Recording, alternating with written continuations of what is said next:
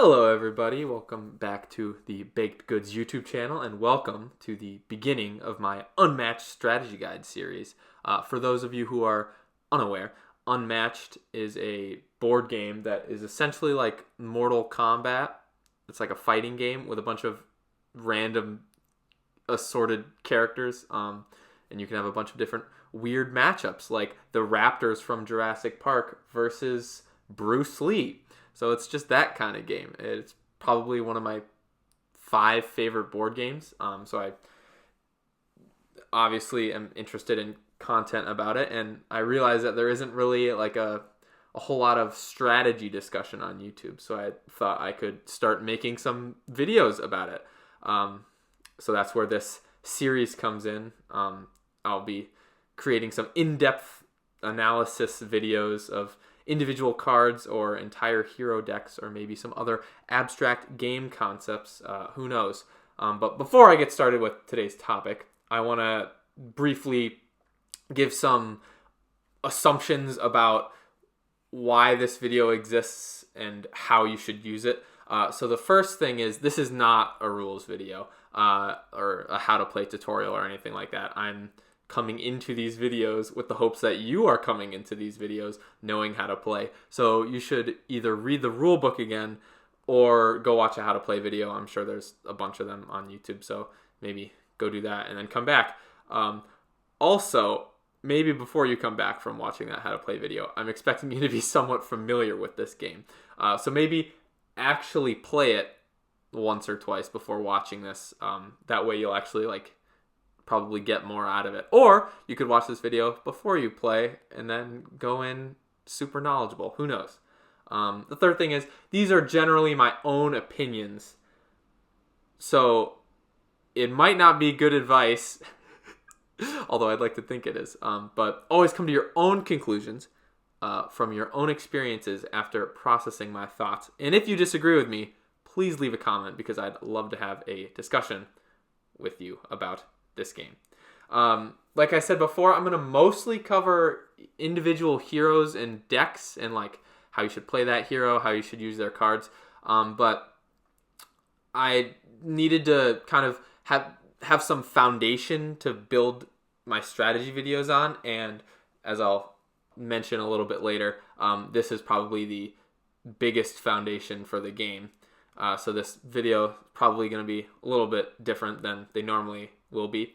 And the timing of this video was after, it's in between the release of Cobble and Fog and the Buffy the Vampire Slayer set. So keep that historical context in mind, because future sets may introduce cards or heroes or abilities or whatever that may conflict, contradict, invalidate, expire, whatever the things I present in this video. So please keep that in mind.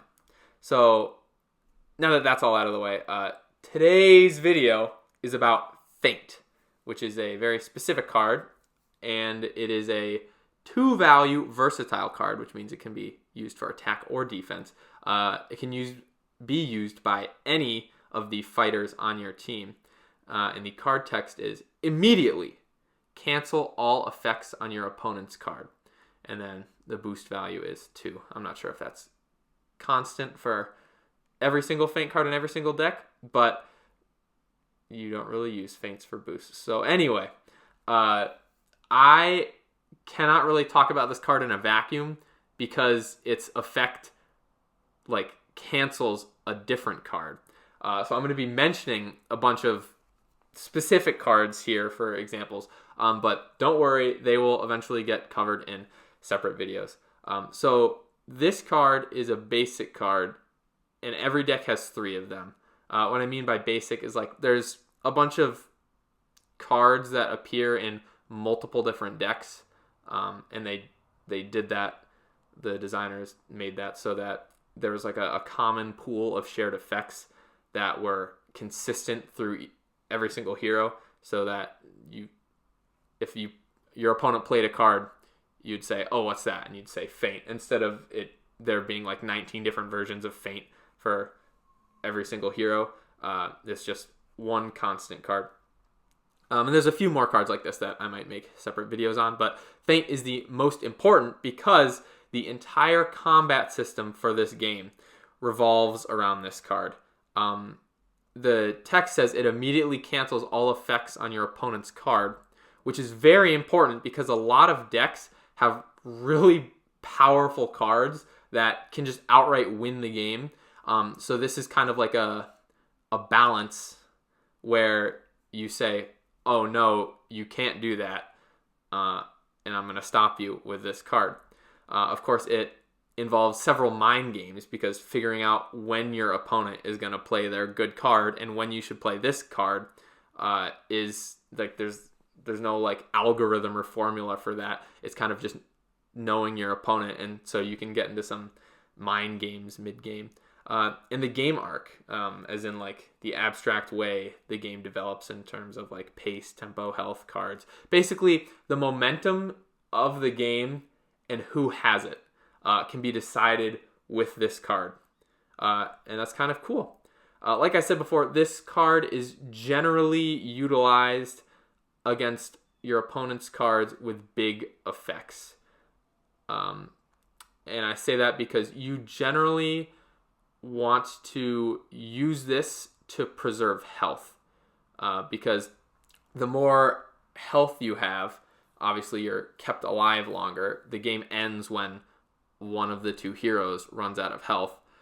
So if you can use this to negate opponents' effects that would cause you to lose large amounts of health, that will keep you alive for longer. And this card can preserve health in a way that other just high value defense cards can't necessarily do all the time. And I'll get more on that later.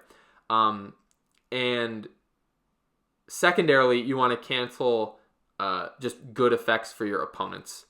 Usually this gives you an advantage for a single turn. I'll give a better example of this later, but every card in the game has some effect, and if you cancel it, that's generally a small advantage. I would say usually preserving health has longer term benefits than just gaining an advantage for a single turn or a few turns in a row, but how you use it depends on the specific game state. So there really isn't a concrete answer to when you should use it. And I say ideally with low values because when you cancel the opponent's card, the only thing that then affects you is the number. So if you use Feint against an opponent's card that does 2 damage, nothing will happen. Whereas if the opponent's card says 6 on it, you'll take 4 damage. So generally speaking, you want to try to fish out and play Feint against cards with low effects, so that way you minimize the potential damage you receive from the card effect and from the value. But different decks have different card effects on different cards of different values, so you'll take what you can get. And I will say Feint is not the end-all, be-all. This card does not cancel everything. There are a few hero abilities that are Feint-proof, if you will. So, for example, Alice, she can change size. If she's big, she gets +2 to her attacks, and if she's small, she gets +1 to her defense cards. Feint does not affect those values. So if Alice attacks you with a 4-value attack and you play your Feint and she's big, the attack does 6 damage and the Feint only blocks 2. It does not cancel out the bigness. Similarly, the Invisible Man gets +1 defense to his cards when he is in a space with a fog token on it. Feint doesn't cancel that. The Raptors get a attack bonus based on how many other Raptors are adjacent to the enemy fighter. Feint doesn't cancel that. And of course, Sherlock Holmes' ability says that Sherlock and Watson cards cannot be canceled, so Feint just does almost nothing against him. And Bruce Lee has a card called Nunchaku, which says all of his attacks for the rest of the turn have +1 added to them. And Feint does not cancel that. It only cancels the singular combat card the opponent just played. Any cards or effects affecting it that are not from that specific card don't get canceled. So the the main part of Feint is you should be using it on defense to cancel out a big attack from your opponent. And this largely relies on your knowledge of the opponent's deck. You need to know what cards are in their deck that you want to cancel, how many of them are there, and then basically how you use Feint revolves around you waiting for that specific opportunity, trying to wait for your opponent to play those big cards and cancel them. And this requires a little bit of intuition and prediction because your opponent is not going to necessarily telegraph that they're playing their big attack this turn. Knowing when to play Feint relies on a bunch of different game scenarios, like how many cards are left in your opponent's deck, how many of their big attacks have you seen, who has the pressure on them to end the game. Some decks work very aggressively and some kind of like to play the long game. So knowing when to play Feint can depend on how quickly your opponent wants to kill you, and that will affect how quickly they're going to whip out their big attacks on you. And like I said before, you want to minimize health loss because the game ends when someone runs out of health. And most heroes have just over 15 health. The average value for hero health is about 15.2 as of the Buffy set. And every health point matters. Think about, I like to think about all the games I played against one of my vegan roommates who always says if she had one more turn to kill me, I would be dead. And one turn, the difference between dying and getting one extra turn could be 1, 2, or even 3 hit points. So any damage you can minimize throughout the course of the game will add up in the long run. So I think health preservation should be the main strategy for defense, and Feints can preserve health in ways that no other cards can. And so, for example, Sinbad's Voyages. The Voyages are all 2-value attacks that get +1 for each other voyage in Sinbad's discard pile, and he has 7 of them. So the 5th voyage he plays will have 2 from the base value plus 4 from the other 4 in his discard pile. So he's attacking you for 6. And then he has one voyage that puts all the other voyages back into his hand, so he can eventually go through this cycle of playing 7 scaling attacks twice. And that is a huge amount of damage. And so when he's playing his 7th voyage, it does 8 damage. And if you just block that with a card that's worth 3, you'll take 5. But if you play a Feint, it completely nullifies the effect and you take no damage. So that's one of the situations where a Feint can be better than a card that just blocks 4 damage, for instance. So I have a list of some really good Feint cards to Feint. Momentous Shift is in several hero decks. That's another basic card. And that is a 3-value versatile card that says if you started this turn in a different space, the value of this card is 5 instead. So a lot of times a strategy for enemies will be to maneuver towards you, move spaces, and hit you with a Momentous Shift for 5. And if you feint it, it basically blocks 4 damage because you cancel the +2 they get from moving and then you block 2. So you only end up taking 1 damage. That's a pretty good card to feint. The next is Second Shot. This is in Medusa, Muldoon, and King Arthur's deck. It's not called Second Shot in King Arthur's deck, but it's basically a 2 or 3 value attack, depending on which deck it is. And it says, during combat, you may boost this attack. And some of those decks have cards with boost values of 3 or 4. So you could potentially be getting hit for like 5 to 7 damage. Whereas if you feint it, you only take 1, if any. Like I mentioned before, Sinbad's Voyages are very good to feint, especially the one that lets you put all the voyages back in your hand, because then you get to cycle through all those attacks again and the damage adds up. If you can feint that one, you just might win the game. And you generally want to save your feints against Sinbad towards the end of his voyage chain when he hits you for 6 or more damage. Bruce Lee has a bunch of Jeet Kune Do attacks that give him more actions. So he can potentially chain together like 3 to 5 attacks in a single turn. And if you feint it, he doesn't get the extra action, and you can kind of shut him down for a little bit. The card on the screen right now, Forever Hyde, during combat, Jekyll and Hyde can discard Dr. Jekyll cards to add 2 to this card's value. So potentially, this could be hitting you for like 11 to 13 damage.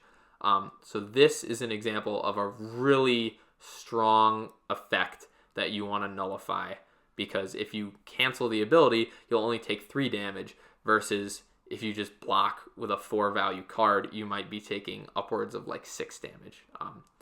And this card could potentially just one-shot you if you don't block it properly. He also has a card called Duality of Man, which if he's attacking you as Mr. Hyde, it's a 6. Otherwise, it's a 3. And if you cancel the effect, you'll only take 1 damage instead of potentially more. King Arthur's special hero ability is that he can boost his attacks. And you'll know if he's boosting it when he puts down his attack card. He'll also put down the card he's using to boost it with. And a feint nullifies the boosted card. Feint is really good against King Arthur, but that's mostly just because King Arthur's ability sucks. But that's a topic for a different video. And lastly, this is a broad topic, cards with movement effects.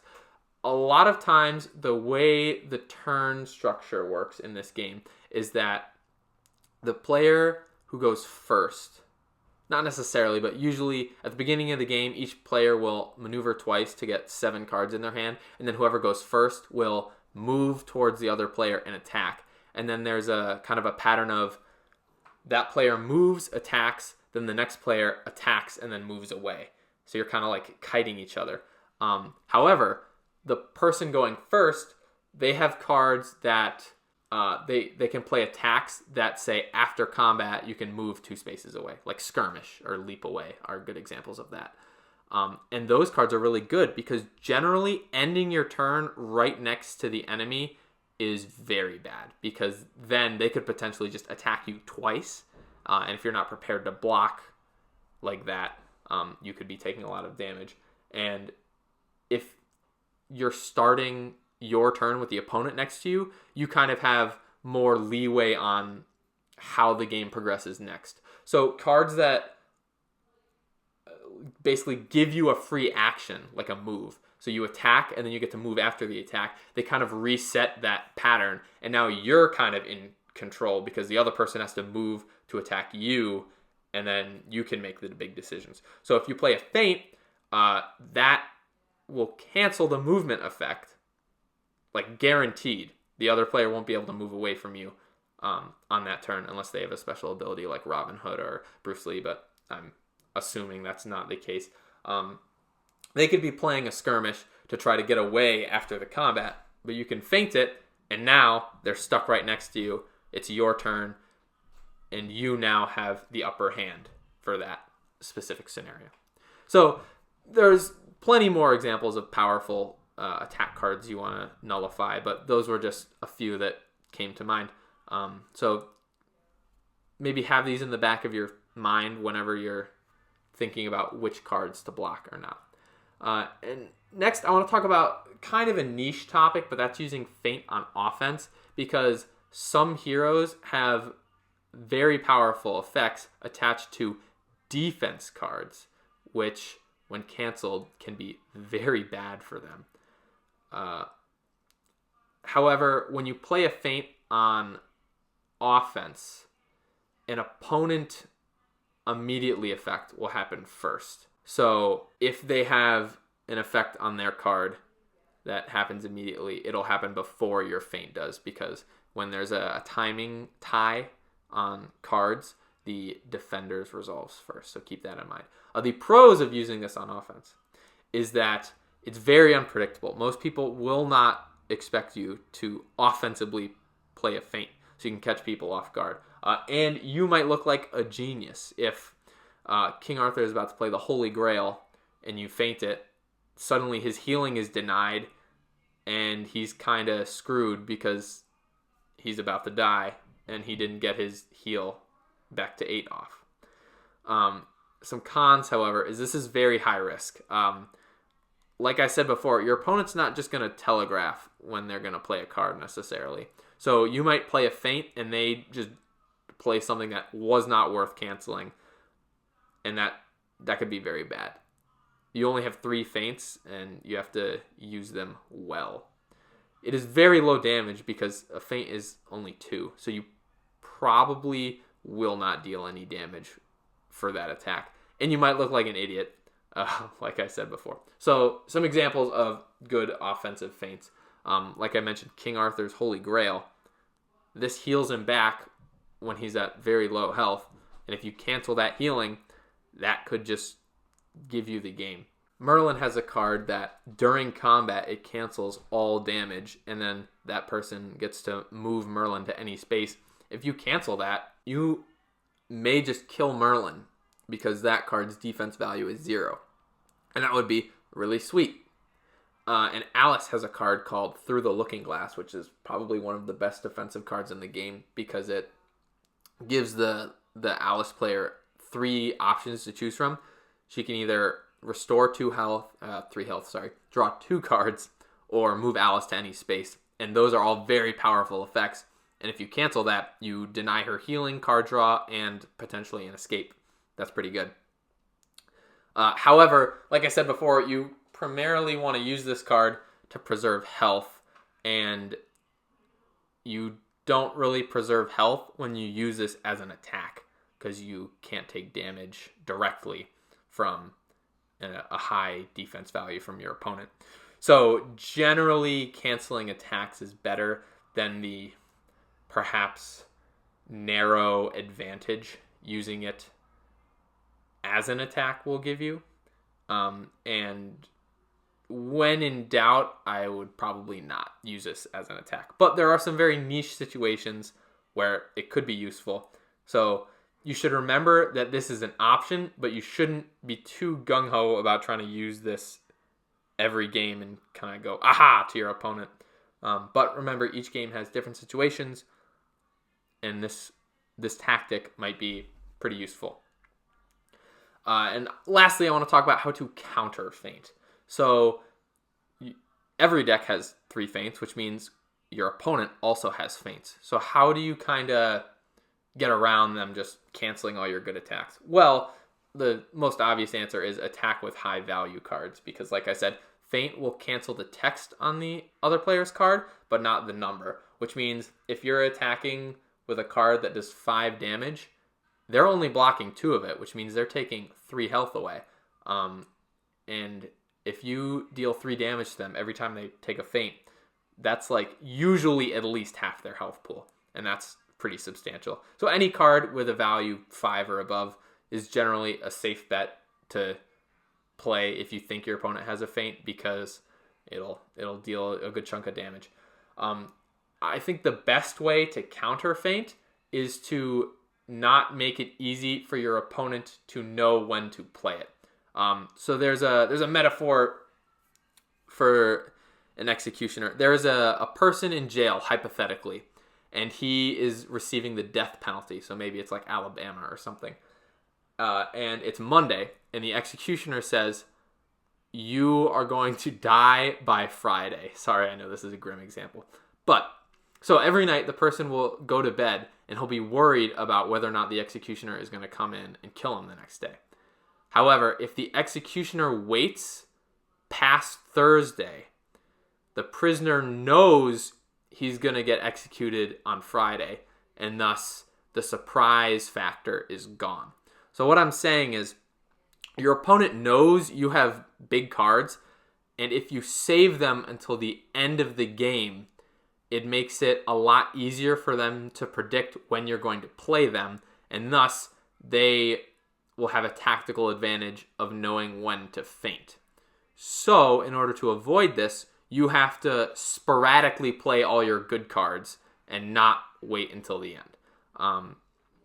So this comes into the next point of knowing yourself. You have to play unpredictably. If you make it super obvious that you're going to like attack them with a big attack next turn, that gives them an advantage because, like I said, this is a mind game. This is like a miniature bluffing game disguised as a beat 'em up. You're trying to predict what your opponent is doing and then do something better. And if your opponent knows what you're going to do, you're at a disadvantage. So you need to try to not telegraph everything. Some heroes have a problem with this, like Jekyll and Hyde. Your opponent knows when you go into Hyde form that your attacks are going to be pretty big. So they'll have an advantage there. So you just have to understand how your hero innately deals their attacks and deals their like big attacks and try to kind of make that slightly less obvious. And this has like meta ramifications too, because if you play with the same person for multiple games, they'll start kind of noticing your tendencies that you might not even notice. Like you always attack with a big attack first every single game. And you want to try to not play similarly in every single game. Also, you want to know your opponent. You want to know how their deck works. Some decks are very capable of blocking and some are not. For example, the Raptors from the Jurassic Park set, they have very little in the way of defensive options. So I think they only have like 10 cards out of their whole deck that they can even use to block. So that means like a third of their blocks are going to be feints, almost out of necessity because they just want to reduce the damage so they can kill you before you kill them. So you have to keep those things in mind. Also, if your hero has the ability to look at your opponent's hand, that will give you a large advantage in trying to predict what they're going to play. You have to know your opponent's play style. How do they like to play their feints? I mentioned before that they can notice your tendencies. Now you should try to notice their tendencies and kind of use that to your advantage. And also, count cards. The discard pile for both heroes is public knowledge, which means at any time you can look through that and count how many feints they have played. So knowing that will already be helpful. If they've already played 2 feints, that means they're holding on to that last one for dear life.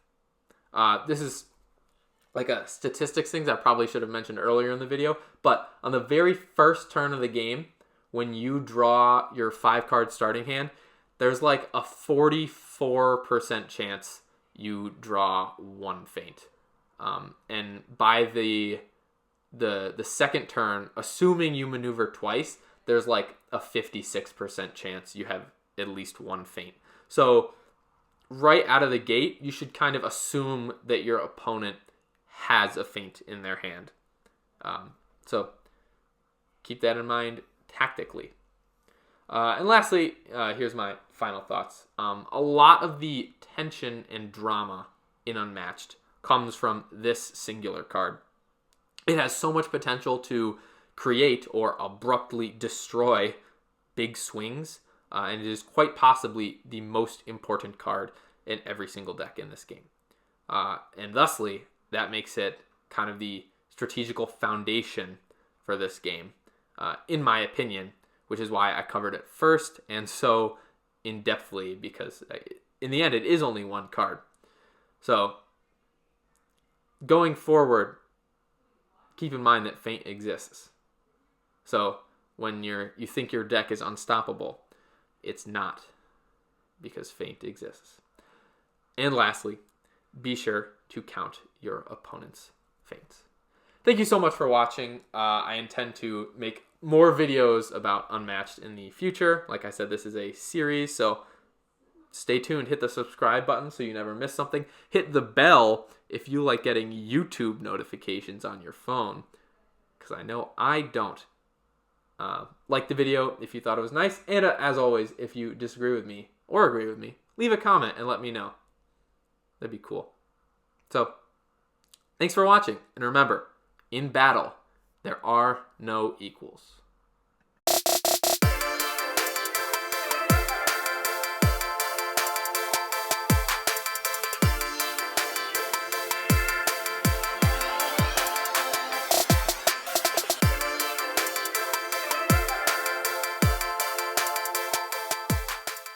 Hi. Talking about a board game right now. A board game. Yes. Hi, everybody. I'm going to edit this part out.